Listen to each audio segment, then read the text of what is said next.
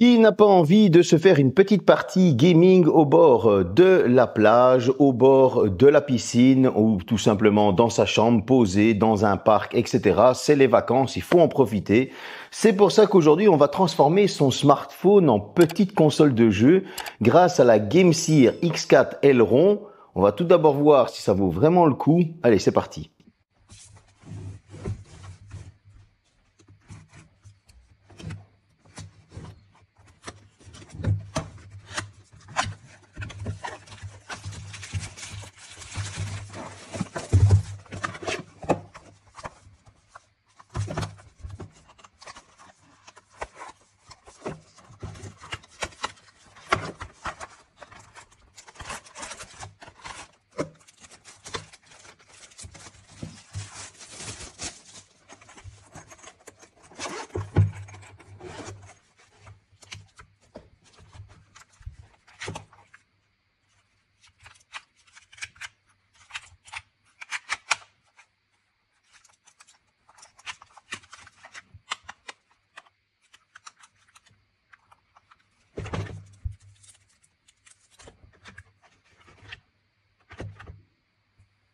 Bon, la première chose que l'on peut dire, c'est waouh, on a un déballage hyper complet. J'ai eu l'impression de redéballer ma Xbox Elite Series 2.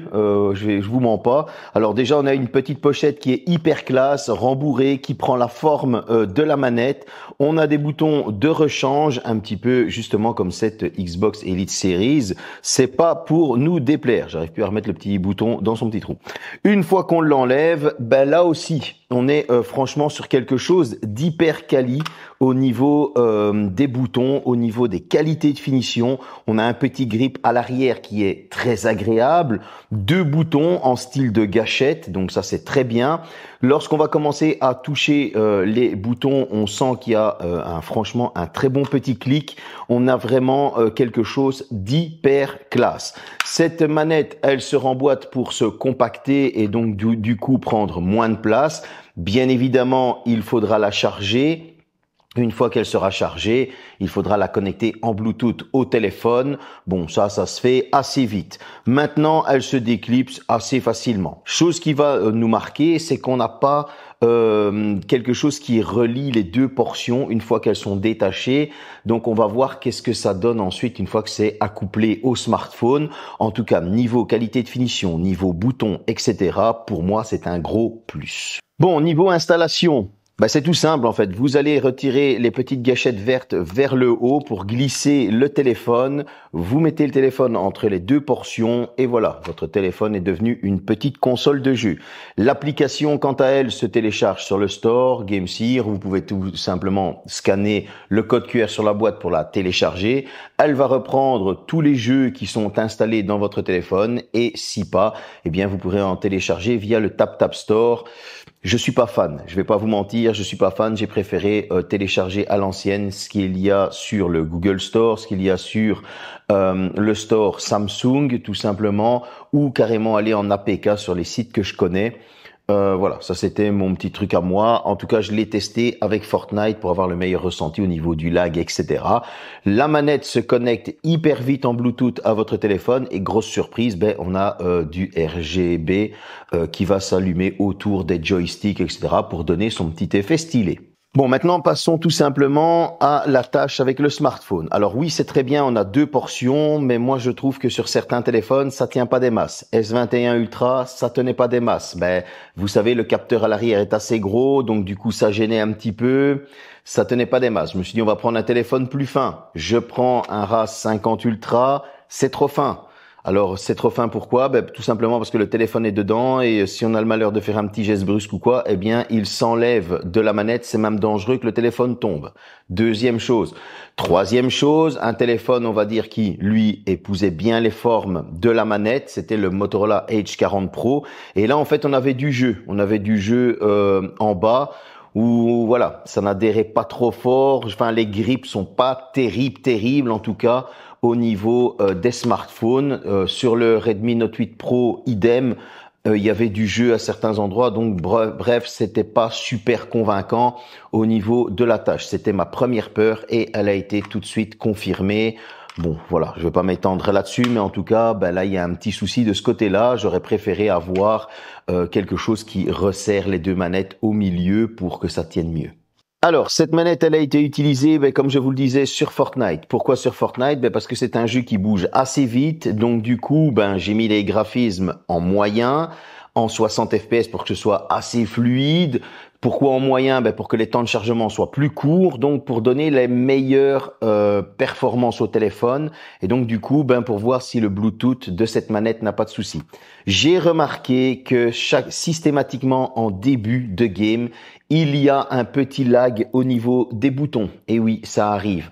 Parfois, vous allez vouloir ouvrir une caisse, eh bien, il faudra réappuyer une deuxième fois. Alors, c'est pas tout le long du game, mais bien souvent, c'est en début de partie, le temps que tout se charge, etc. Et ça me l'a fait sur les 4 téléphones sur lesquels je l'ai testé. Bref, vous l'avez compris, il faudra, à mon avis, si vous jouez à ce genre de jeu, atterrir, attendre 1 ou 2 secondes, le temps d'ouvrir une petite caisse quelque part en cachette, pour seulement ensuite rentrer dans la game vraiment et dans l'action. Maintenant, au niveau de la réaction, au niveau de tout ce qui est, on va dire, mouvement, etc., là, c'était hyper fluide, il n'y a pas de souci. Bon, maintenant, pour les joueurs smartphones, vous avez un aim assist qui vous fait un tir automatique. Attention qu'une fois que vous allez brancher la manette en Bluetooth, le tir automatique est fini, bien évidemment, sinon ce serait de la triche. Voilà, déjà ainsi, je trouve que le tir automatique en tactile, ça aide pas mal. Donc voilà, une fois que la manette sera mise, il y aura plus de tir automatique, comme ça vous êtes prévenus. Petite parenthèse assez sympa, c'est tout simplement qu'on vous offre soi-disant 1 mois de Game Pass. Alors oui, on vous offre 1 mois de Game Pass à condition que le compte soit neuf. Ça veut dire que les gens comme moi qui ont un Game Pass depuis Day One, j'ai voulu taper le code, il n'est jamais rentré en compte et ça je trouve ça un peu dommage.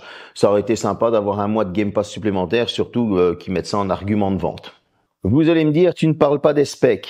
En fait, il n'y a pas de charge sans fil, quoique ça aurait bouffé encore plus vite la batterie du smartphone. Ça, c'est un.